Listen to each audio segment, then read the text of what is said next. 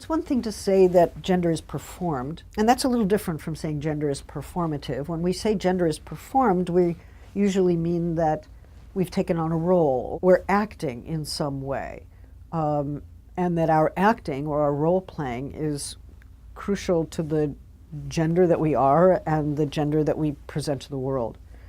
To say that gender is performative is a little different, because for something to be performative means that it produces a series of effects.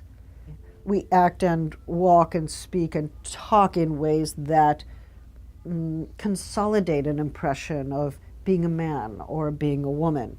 You know, I was walking down the street in Berkeley when I first arrived several years ago, and a young woman who was, I think, in high school leaned out of her window and she yelled, "Are you a lesbian?"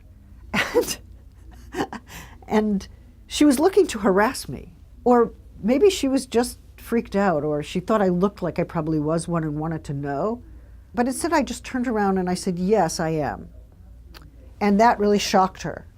We act as if that being of a man or that being of a woman is actually an internal reality or something that's simply true about us, a fact about us.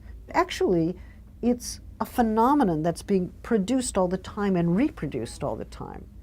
So to say gender is performative is to say that nobody really is a gender from the start. I know it's controversial, but that's my claim.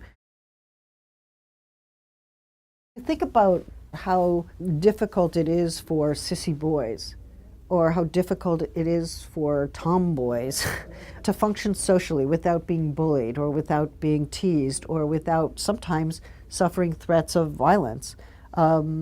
Or without their parents intervening to say, maybe you need a psychiatrist, or why can't you be normal? So, you know, there are institutional powers like psychiatric normalization, and there are informal kinds of practices like bullying, which try to keep us in our gendered place.